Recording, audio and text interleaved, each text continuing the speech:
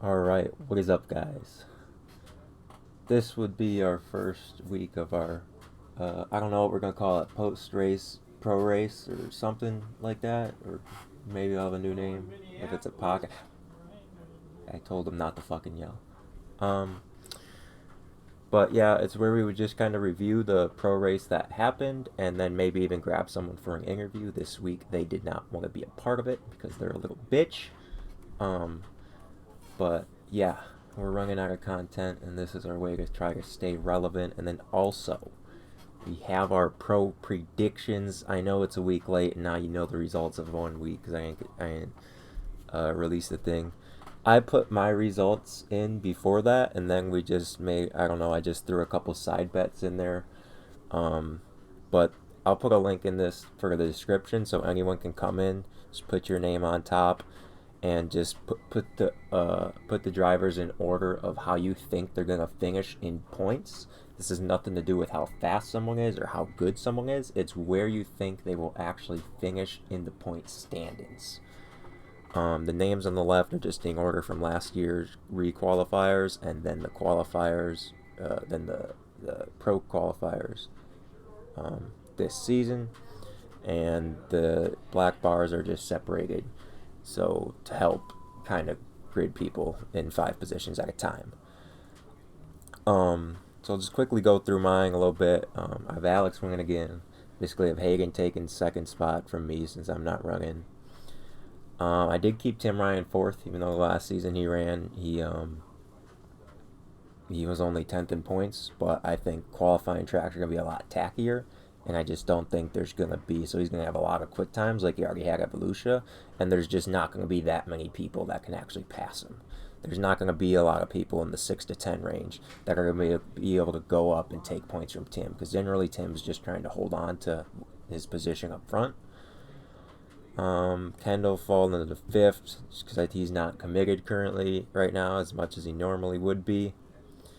Cam, tricky one. I think he might have been 6th last year, but same thing. He can go out there and win any race pretty much, but he's just not consistent enough.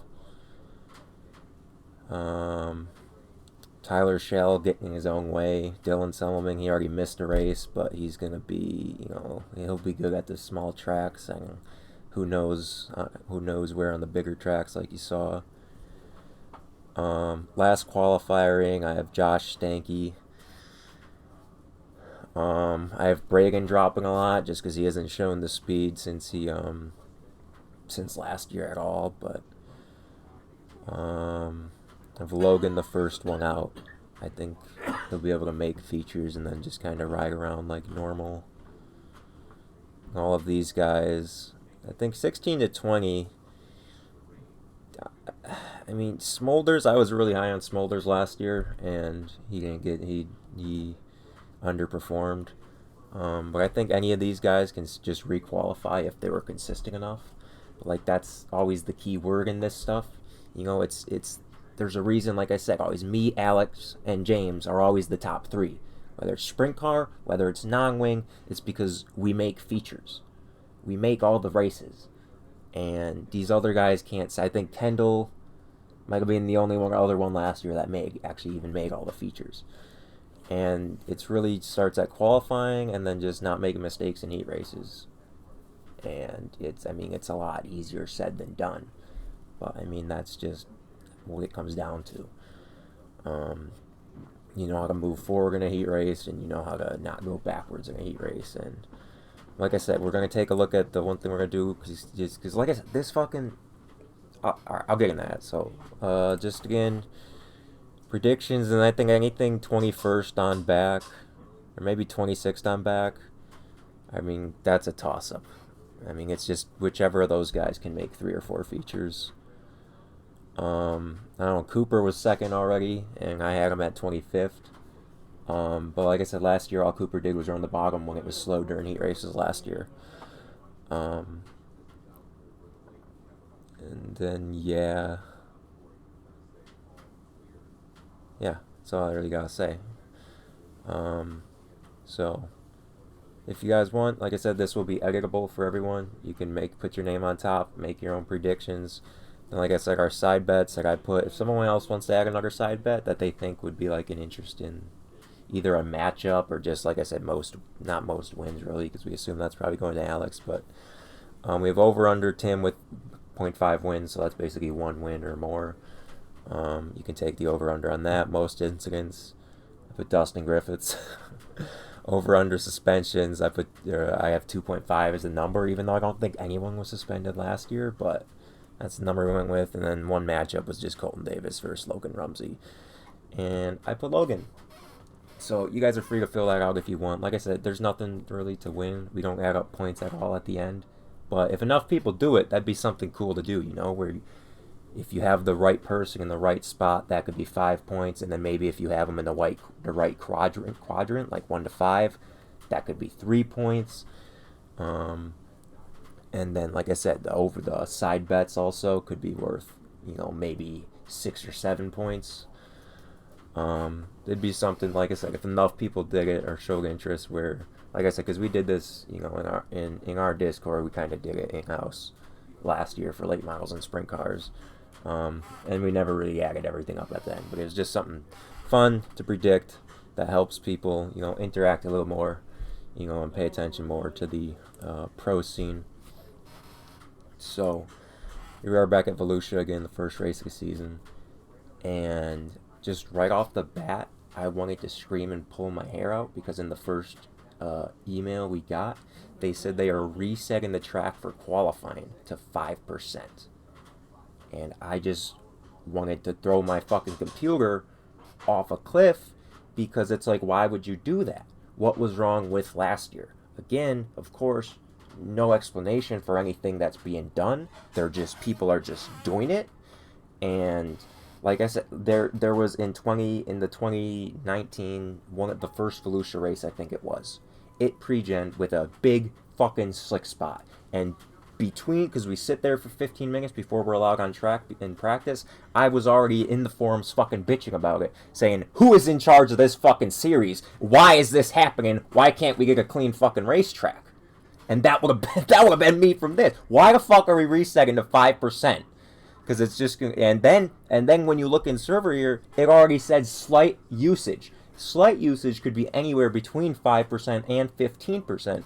Volusia on a 15% track could have that same big fucking slick spot. Now, they lucked out and got the clean version. They got like a 5%. But still, now all your qualifying times are within a fucking 10th.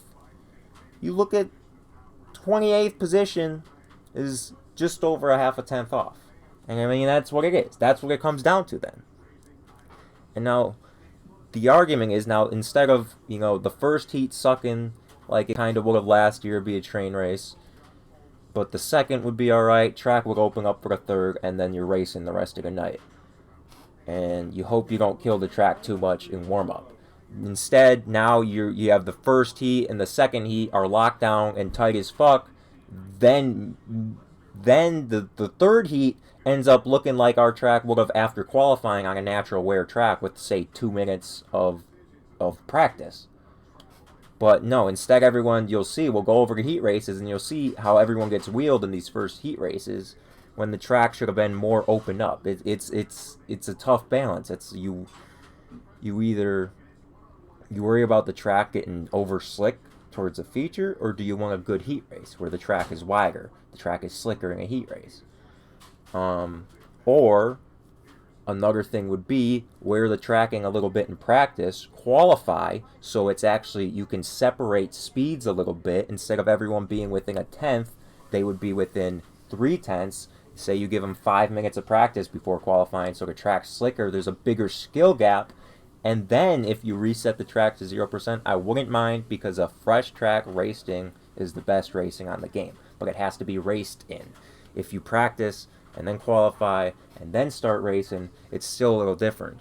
The first heats would suck then still, but I think it's still the best track for the night.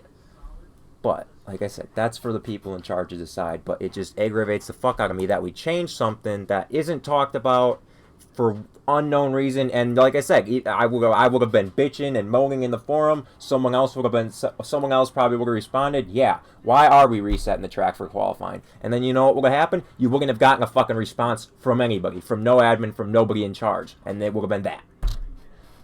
Anywho, I love iRacing. iRacing's good. Don't ban me another year. Shocker, Tim Ryan went quick time. So, we're going to compare his lap. He ran a swing lap, his first lap.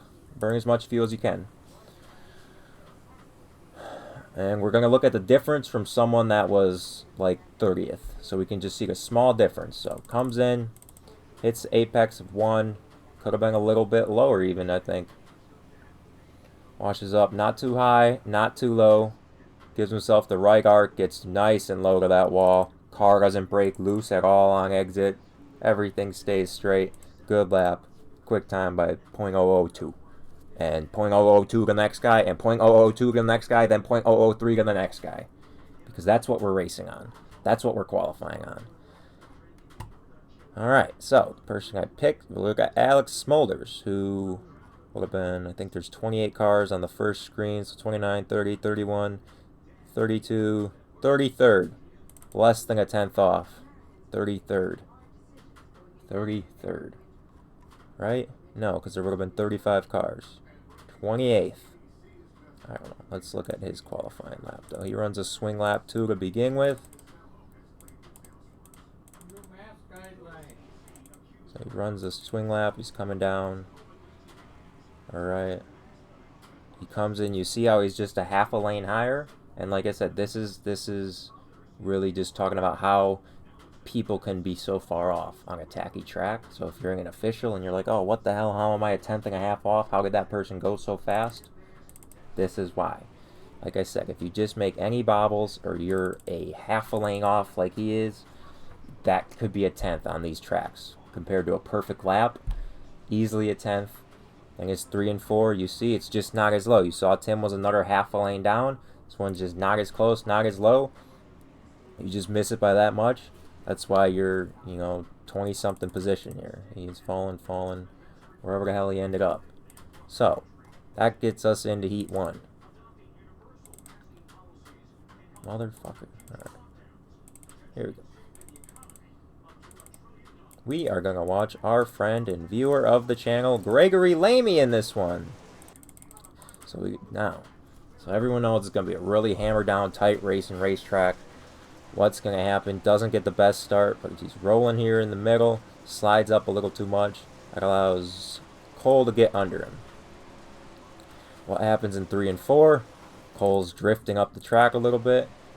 Greg's coming down. Not even coming down. He's just holding his line. But that's the thing that's going to be with a lot. And you're going to see that in this heat and the next heat a lot. It's just these drivers mid-pack. They can't read the situation as good. They don't it's hard because when you're on a track like this, you're trying to fight for every hundredth, but you also have to play it safe and give a bunch of room, and you'll see situations of that. I'm not saying Greg didn't give him room here. Cole was obviously coming up, but Cole can't really help it, the speed he was carrying that much. I mean, he could have lifted, but you're not going to do that here in a tacky down heat race. He just should have gave a little bit more room there. No harm, no foul. Hasn't got wrecked yet. Then we get... I thought we get netcoded into 1. Okay, this time we give a little bit more room to the top side. And then what do you get? Oh, we go another lap then.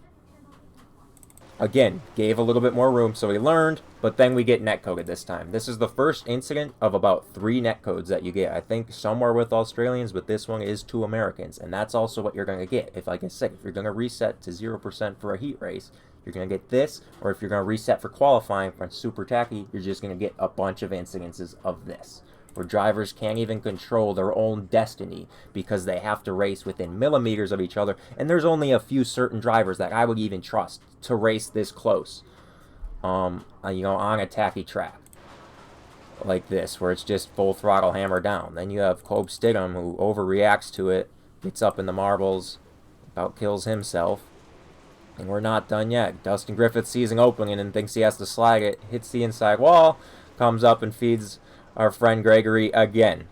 So that's just the product. That's just the product of the racing, and that's what you're gonna get. He got the sad end of it this time. Now Hagen was able to make a pass here. We'll check this out why he did that. You're gonna see he utilizes the cut down in 1 and 2 and 3 and 4. Here he was able to stick his nose under. Wasn't quite gonna be able to be clear Tim here. Bottom's still fast, but you know the bottom's gonna slip away a little bit in the heat races and go middle, and it already kind of is. Tries to just move Tim up a little bit there. Just don't know how they just got lucky that there was no contact made, or one of them didn't go flipping there. Again, can't really send it to get clear. But Hagen knows that bottom's going away. He's got to kind of get off of it. And what's he do here? Next time, 2 laps to go again. Sets it up, though. Sets it up where he can get in straight. You'll see that. There's someone else makes a really good pass later on, utilizing a cut down. But you can't just rotate the whole corner more.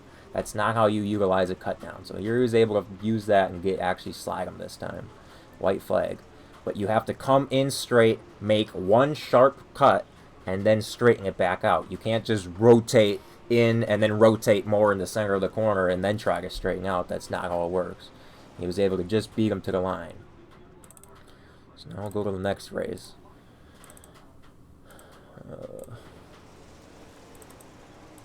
This one was a little bit more... I'll just ride with Brett, I think. Actually, we'll ride with JD. So, now what's the difference between last one and this one? Maybe this would have been the track we qualified on if, you know, with just 2 minutes of practice. Because what would that have been? That would have been 8 cars, 10 laps. Okay, so that was 9 cars, 9 laps. That put 90 laps on the track. So, no, it would have been slicker than this heading into qualifying normally. Even with like 2 minutes of, well, what was the... Yeah, it would have been 30 cars instead of... Yeah, there would have been 3 times that. There would have been about 200 laps on track if there was just like 2 minutes of practice before normal qualifying. So the thing here... Oh, here's the thing though. You see how much more bottom there is. You'll see it in the next heat race. We'll wait for it, but you'll see how a naturally raced in track compared to a track that was practiced on a ton. If there would have been more practice, like I said, everyone would have ran the same middle line, and the slip would have came a lot lower than it does for the heat races. That's why I say it's a trade-off. Whether or not you want to reset for a heat race or not, do not reset for qualifying. That's still the hill I'm willing to die on. So he slides up. It's good. It's close. Both cars are trying to carry momentum over him. 3 wide. I think they make this work. They make this work this time, all right. Drives up here, cuts down. Brett slides. Not a bad move. It's good. It's tight. Everybody makes it through. Oh, there you get another set of net code. This was with an Australian, but if that would have been 2 Americans, same thing would have happened. Luckily, no one wrecked. Mason gets in here.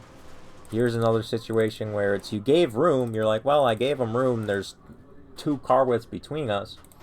But you got to ride the fluff out here if you know it's too wide.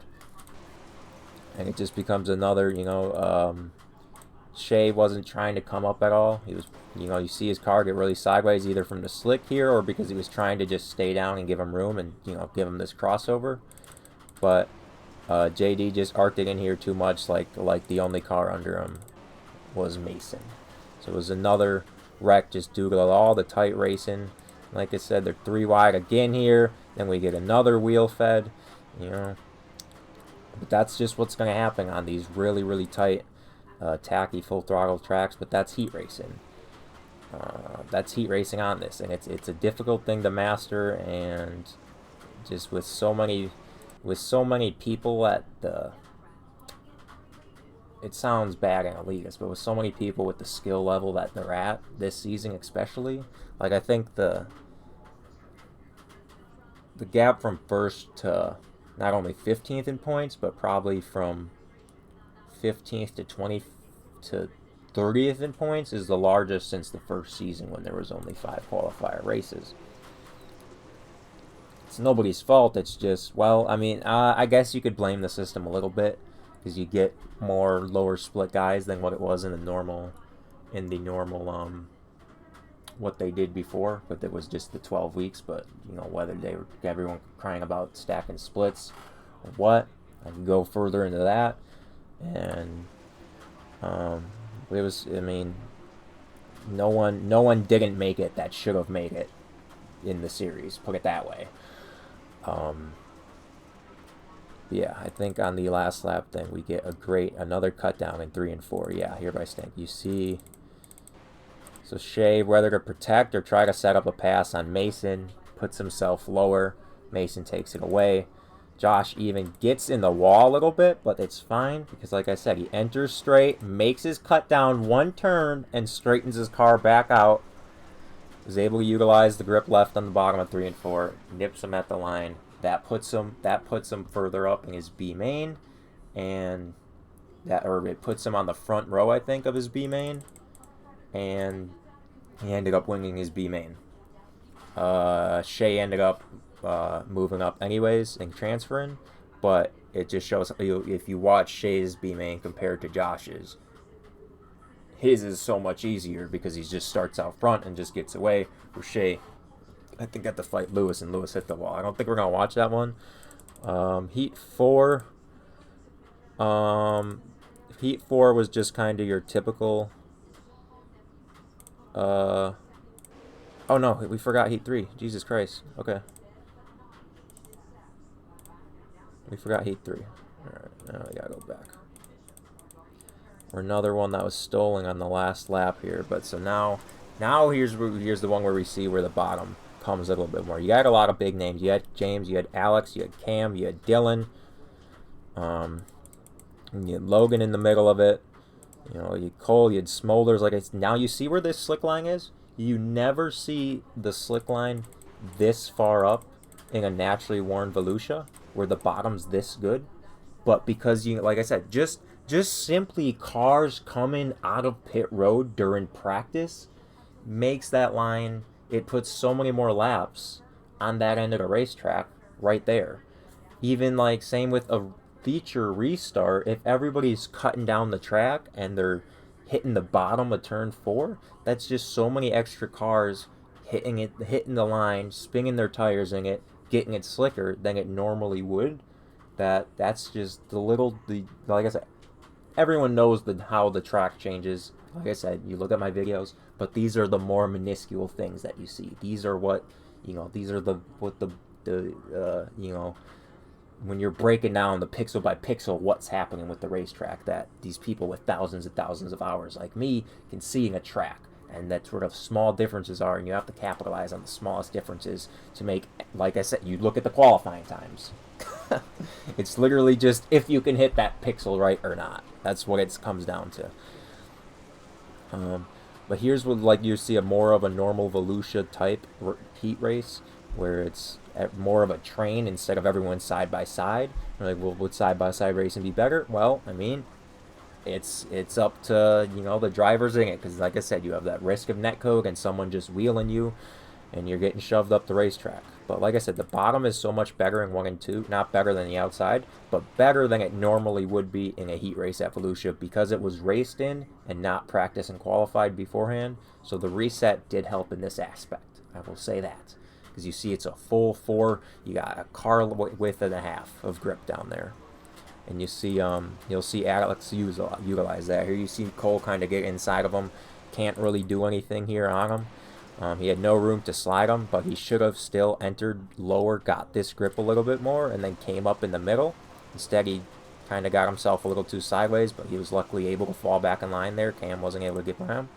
Here, Alex saw Cole do that the last lap, cut down in 1 and 2. So you're like, all right, bottom's good in 1 and 2. Goes for himself. Again, couldn't get alongside Logan to make a pass, or there was just no room for a slider, because James is right there. I'll just fast forward a little bit. Here's the other thing you see. You see Logan he's trying to enter up above the slick.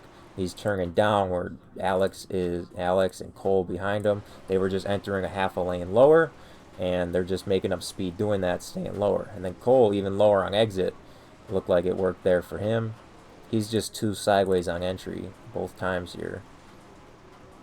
trying to cut back, trying to make something work, just trying to build up and carry and keep as much momentum as you can all the way around the racetrack. That's what heat racing is about. And you just keep doing it and keep doing it until someone makes a mistake, until someone, gets a half a lane too high here like Logan, or someone, slips up running a slider line, gets a little too sideways, bobbles, then you have your run, and then you use it on exit to try to get under him and slide him the next corner. Here, that's what happened. Yeah, Logan either just went too high, or Alex just stuck the bottom just enough where he was able to just completely clear Logan. Logan can't just go and follow him and lift. He has to come rethrow the slider to carry his momentum more. But he's able to fall in line behind him on exit. Like I said, that would have been that was better than just stopping behind Alex right here. Because if he stops behind Alex, then Cole gets a run on him behind him. But this way, he re-slid him. He knew he was going to get beat with the crossover, but now he's safe in line behind him. He doesn't have too much momentum loss, and he's in line, and that's all he wants at this point. This was 2 to go then. We'll see Alex's last lap. We'll see what happens here. Tries to utilize a cut down to set something up in 3 and 4. Made up a little ground. But what happens here is James just went to cover the bottom and just didn't do it enough. He was just turning through the slippery stuff through 1 and 2, and then even all the back here. It may not show slick, but it's slimy and slippery, and he doesn't get all the drive. Where Alex was up here in the grip more, he was able to get a better angle, and then he was just able to stick the bottom to the middle. And where James just left that half a lane open, he was able to capitalize. And like I said, that's what Alex does. That's how you make features. That's why he's a 2-time champion. That's why, well, like I said I praised James for heat racing earlier, and he just fucking lost a spot there. But now probably the race of the night. Yeah, we'll go to the C main. So we knew it was basically 3 drivers for 2 spots. Eiler, Merriman, and Semmelman. Smolders gets close, but he was too far back from the start. If he would have started up there, he would have been able to race with him, but it basically stays 4 car lengths the whole time between them. So Eiler was off pole. Alright, so let's go back again. Yep, so Eiler off pole, Cam outside, Dylan behind him. We'll just watch from Dylan. Yep. And now your automatic instinct is, well, why doesn't Cam just follow in line behind Bragan here? But you don't want to be that that last car that's on the bubble, that if Dylan catches you guys, that is going to chase you. I mean, so you race for it. I mean, I know you're like, well, now they're just letting Dylan come, but like I said, in the heat of the moment, you want that spot. You don't want to be that guy in the bubble. You want to go win that, not only for a starting position in the feature. I mean, just that. But they're sliding here. Dylan can't do anything here. Dylan probably could have set this up a little better. I mean, he runs this cut down, which you really didn't have to. He probably thought Bragan was going to slide that. It would have been fine if he could have slid that, because they might have been 3 wide then. So yeah, he was fine cutting down, because if Bragan slides that, he looks good. But going into this corner, he probably should have just conceded it, followed Cam up to the high side, tried to regain that momentum. Instead, he slid up, had to get off the gas here. Gains nothing out of it. You see the top of 3 and 4, and the fluff is fast on the exit here. He's able to drive around his slider. One thing you didn't see in this track, especially in the feature, is the top on either end never was the fastest. I feel like the highest you had to go was 3 lanes up, just above the slick, was the fastest lane. Or was the fastest the top got. Like right there what Bragan ran. And you see Cam, that's where it was a big mistake by Cam here. I know the bottom looks good. He's running slider to cover here. But I feel like he should have just pinned top here. Because here, he goes to the bottom. He risks missing it, which he does. He gets his left rear in the slick too much. That allows Bragan to get alongside him. So now he has to slide this again to cover, and that allows Bragan to get a run. And now, once again, after you passed him, now you're racing him again. Now he's stuck covering with a slider. Bragan does the right thing, sticks the bottom. Now he can slide Cam in 3 and 4. So that one bad turn by Cam, just missing the bottom that little bit, that made him Bragan back into him and made them race 3 more laps and let Dylan catch up to him again. But he does get clear again of him. Slides himself, covering. Dylan keeps trying to utilize this cut down in 3 and 4, when I believe if you go up in the fluff here, if he would have stayed in the fluff, I think it would have been fast. I mean, he's getting the run, but I don't know. He's done it lap after lap when I would have tried something different at that point.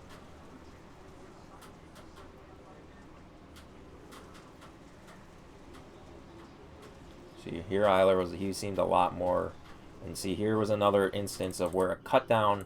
Here's where I mean when you're cutting down, don't just rotate, don't just enter in the corner like you normally would, then rotate more, because that's not going to give you any momentum at all. If you wanted to run this cut down, which I think he decided too late, he should have been up here and then cut it down. He should have entered a lot straighter and then tried to cut it down and get the least slick resistance. But it still worked. It was enough. Look at this. Look where he is right now. Do you throw this slider or not? Bragan's coming down. Bragan's been running slider. But in this situation, on lap 9, you're coming to 3 to go. I love this. I love the big send. Make him know you're there.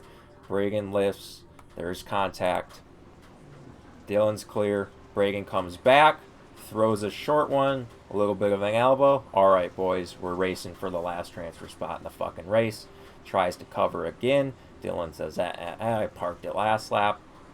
You know, I have more room this time. Like I said, Bragan learns. Okay, I'll play the fucking video, David. So Bragan learns that time that he didn't gain anything from trying to pinch him down. He runs the top, which I thought he should have did last lap, and then just let it happen and just try to cut down and carry the momentum. This is the white flag. I would have thrown my slider. I would have grabbed this. I would have grabbed a lot more of the bottom here. He was throwing it through the middle. I would have threw it through the bottom and then try to come up here.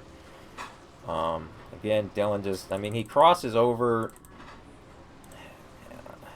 He could have been higher to cross down and try to give himself more top speed going in the last one, but they both ran the last corners about as good as they can.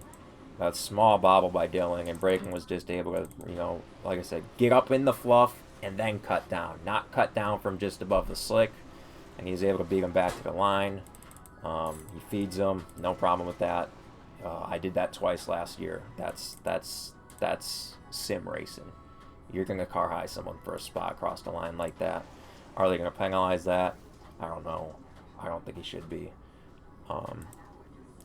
It was just both guys going for it at the line. No one's going to lift at that point. I don't know. Maybe it makes the broadcast look bad. I mean, he only did a little spin there. But yeah, B-main, because not much happened. The bottom started coming in a little bit. So, we are 32 minutes in, and we are just getting to the feature.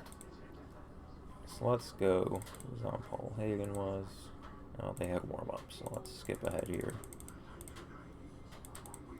I don't know how much I want to say about the feature rules, so we'll ride. I don't know who to ride with. Who had a good feature?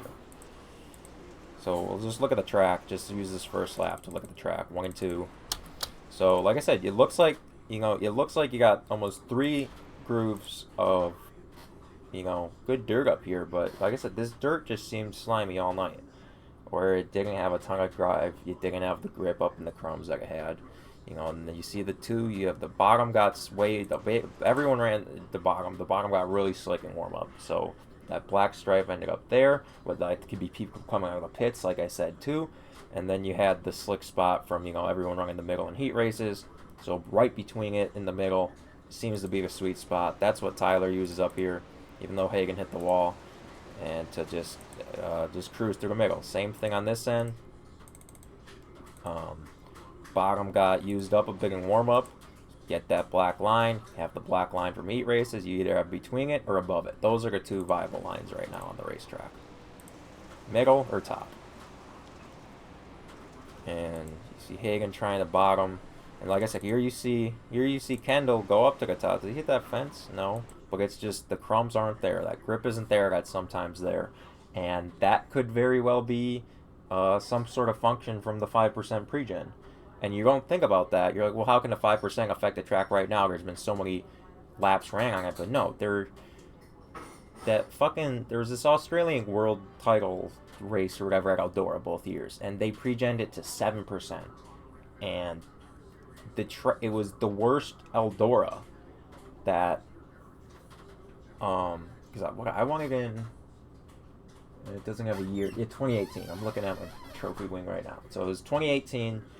I won it, but I remember in 2019, Eldora was so much better. The cushion was so much toned down. But because it was pre-gen to just a 7%, it was literally the same track as it was a year ago in 2018 when there was a massive cushion. It was the top, and you couldn't run anything but the top. Couldn't run a cut down anywhere. Couldn't run the bottom, and it was just such a worse track than what we were racing in leagues at that time. So that could have been why the top wasn't as good as you normally see it. I mean, you always struggle with the back straightaway grip. You see the middle and bottom coming here, but normally, and if this was a normal official, top's fast right now. It seems they're in 3 and 4, not 1 and 2. Like I said, that's why I said little elbow there. Like I said, it seemed like 3 lanes up was as high as you had to go. You didn't have to go up to the wall at all in this race. So here we see Cooper use it in 3 and 4, misses a little bit in 1 and 2. Tyler's able to get the straightaway grip. Okay, caution comes out. First yellow was. We'll go back even more. We'll see what's happening here. You see this? You see this bump off of turn 4? This causes so much problems. You saw it cause me problems last year at Volusia. But it's just the 3 wide instance. Tim on the top, Zing in the middle, Shell down low, and just everything narrows up. I mean, Tim didn't. His car's sliding down, but if you look at point of contact, Zane, there's not really that's just racing deal. It's just 3 wide racing. You're giving the guy in the room bottom, and the guy on the top doesn't get enough. Wrong place, wrong time for LB. I think he runs into someone else because I think all the wrecks might have been on the front straightaway in this race. Just nowhere to go. Just racing deal. So let's go back up front. See, here you saw Alex, whose spoiler alert was the eventual winner. He's falling back because he's just selling out to the bottom. That's all he's trying to run. Even though the bottom's a slow line, he's committed to it. And I think he falls back to 7th at one point in this race. I thought this was Tyler, but it was Hagen's new paint. So Tyler has since moved up now in 3 and 4. I think he's still running middle 1 and 2, but he moved up in 3 and 4 because he knew the middle in 3 and 4 wasn't. It's better on that lane just above the slick. And he's a 10th faster and 2 tenths, but we're gonna everyone behind him. Here you see Kendall just rolling the top again. I mean, you're not on the slick and you're not on the cush. You're just in the middle of all that slime, and I just feel like he had no drive when a little slagger like this seems to be the way in 3 and 4 to go.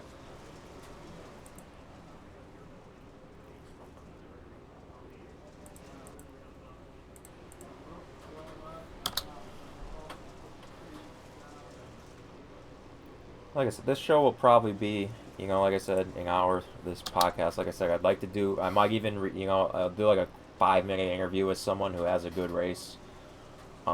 If we have that, and then I might even bring them on to just review their whole feature race. Also, ask them what were they seeing, because it might have been something different from me as a spectator seeing. What did they see? What did they feel? How were they attacking the track? What were they thinking? About during a yellow or something. We'll have them coming and review their entire race. And yeah, so this is probably going to be like an hour show, hoping it'll come out Tuesday nights. That's the plan, at least. We will see. We will see. No promises. Moral of this channel, no promises. Here you see Tyler moving up now. Look at all these crumbs now, because everyone ran the bottom, ran the middle. Look at all these crumbs now, a third lane up. You see where Tyler went compared to his last lap. Now he's searching around again. He feels like because his lead shrunk a little bit now. They're closer than they fucking were. He had like a half a straightaway before. He's trying something different. Looks like here Alex moving again. Shell getting by him. Just trying to see where everyone's running in the back. So a lot of people seem committed to the top side in the back of the pack, and maybe that's why it never came in too much for the front runners. Yeah, wow. So you see the difference. All those other guys were running the middle, and then sliding up in 3 and 4, where everyone here was running the top, and then besides Cam here, they were all entering on the top too. So maybe it was that. Maybe it was just everyone, all the back markers, well, mid-pack to back markers were just running top all the way around, and that's why, you know, you never really saw it coming until up front. Kendall was the highest car running top the most consistently. Hagen is up there, but he was running a little bit of cut down to get that straightaway grip. Like I said, you're always fighting with that slick back straightaway. Throw it into a slider. Slider line is one of the scariest lines to run here, especially if your car is too tight. Because, you know, it'll be really tight, then 1 second you're loose, and all of a sudden you're pounding that cushion out there. And you see Alex finally moves off the bottom. He's trying to run it. Doesn't look comfortable up there. It looks too loose. And that's how you got to be for the bottom. It's here, and Knoxville, and even USA, I guess you could say it. It's weird, because it's like, you either want your car, you can have your car really tight for the cushion, but you got to be cushioning all the way around. Or you can kind of be, you know, tight, loose, if that makes sense. You have to be able to roll the middle. You can't completely sell out for the top like you would. You got to have a lot more stagger in the car to just hold the car down through the middle, through the slick. And then if you're even going to run the bottom, you got to be even looser than that, because you need your car to be as gripped up as you can in this little bit of grip. Like I said, that's the same thing for Knoxville. You can either sell out for the complete top, you can be for the middle, or you got to sell out for the bottom. And it's just really hard to find a good middle line, or I meant a good in between for everything. A car that's going to handle good on the bottom, good in the middle, good on the top. You're never going to be... Oh, and there you see Kendall. It's a weird mistake. I mean, I guess he saves it. Maybe not even if James doesn't hit him, but gives him a lot of nose damage. You don't really see people run up on the track right there. No, he wouldn't have...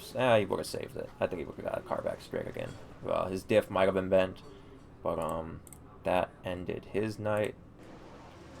Now we go on again. Let's see, go back up front to the leaders. Okay. I missed a lead change. Apologies. So you can see this middle come in, but the Cooper started running that little cut down. The middle to the bottom to get this grip. And then instead of sliding all the way up in 3 and 4, he just held it here in this lane below. And you see that. So where Tyler has to fight this slick on exit and fight that big fucking curb there all the way up, he just kind of keeps the car straighter. Gets a run, sticks to bottom. Tyler ran all the way high, makes a bobble lock at 2. Anytime you make a bobble lock at 2, it kills the entire corner when you're running the top side. That's usually your sign to get off the top, is when you're starting to make bobbles out of turn 2. That's just a pro tip for Volusia. You know, once you can't keep the car straight off, start searching for that middle, start searching for that bottom. So there was the caution. Oh, I guess Hagen beat him to the line. Hagen tries to bring that bottom back. Coop chopping it off on exit. Like I said, again, just right in that third lane. That third lane up, because like I said, so let's go back here. So let's look at lap training now. Bottom was worn off in warm up, and like I said, was no good in heat races. The bottom of 3 and 4, nothing, just kind of came in, and maybe a B main, but that was slick. That third lane up right here, that was slick from heat races. So we're 20 laps into the feature race. Everyone ran that middle. You see that was slick. You see the top is slick on exit, slick on entrance. You see all this slick on entrance. So where on the track are the least laps ran? It's that 5th lane here, a lane down from the top. And that's just, like I said, that's the product of Volusia racing, being a wide, flat track. You get a 5th lane come in because it's the fastest part on the track. It's the least laps ran, is right there. The only people coming through it have been really straight on a slider line. And that's why this exit's so slick, because they come up and then they have to make most of their corner on exit, and that's why that strip is there. Here you see James is running it 2 behind him. We'll contact Dr. Tyler again, just because that front straightaway is so damn treacherous. It's a little loose off the corner here. Let's clear, has to slide him. Oh, Shell took the bottom there. I think here's somewhere around here is where the bottom came in for Alex. Okay, so Alex hit a 15.4. Leader did 3s and 2s. So maybe not quite yet. Maybe it wasn't a great lap, but we'll see. Shell's still sticking to the middle. So yeah, I still think middle to cut down was better in 1 and 2. Okay, now yellow came out. So again, Coop runs that middle to cut down. Squeezing down the nose of Hagen. I think Hagen sends it here. Tries to park it in that third lane up here, but it just gives him no drive off. You see how everyone was able to just get all that drive on exit. Okay, let's just do Charm. See how his middle's going away. He hasn't moved up to that third lane. He's kind of trying to run those in-between lanes now. And just isn't quite as good for him. Advance the shot a little bit. So here, I haven't really watched the broadcast yet, but I mean, it looks good. 5 cars under a blanket, 10 to go. See Alex's last lap, because now that middle came in. That was a heater. That was a 1-4-1, and you saw that a couple laps before the yellow, the leaders were hitting 3, so that was a really good lap by Alex. And here it's bottoms in. It's just that top line. That top line, you see how much slicker now? You saw the gap. You saw the gap on lap 21 that it was in 3 and 4 when we looked. You saw that grip there? Now look on 26 once everybody moved to it 5 laps later. Look it, it's patchy now. It's patchy now. It's like every other lane. So once that 5th lane slowed down, then all the grip was just in those 2 inches on the bottom of the racetrack.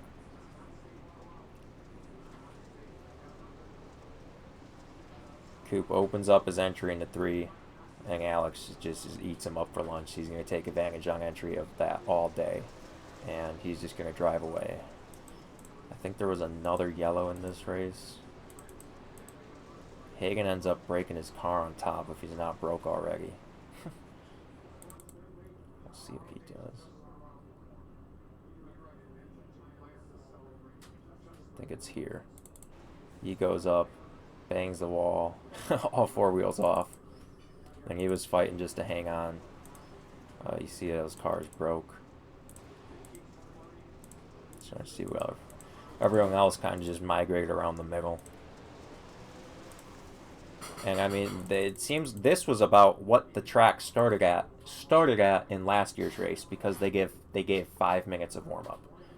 So you had 24 cars already go out there and put who knows how many laps. What was this? Feature time was 17 minutes.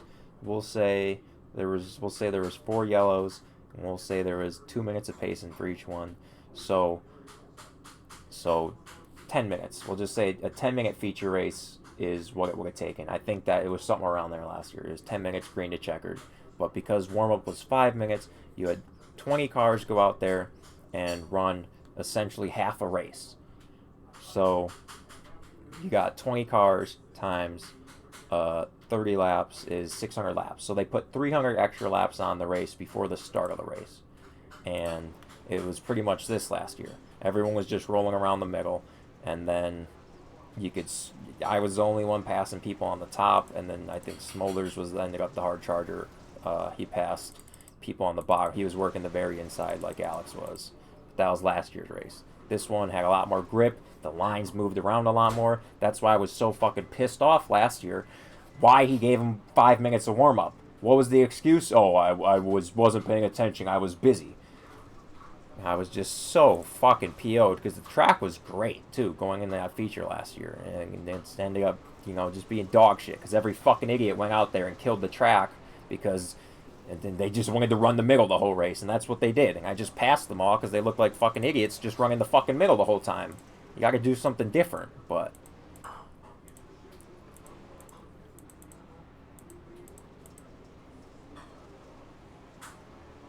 Your Tyler and James are a low contact there again. Oh, I think yellow just came out, so who the hell is it for?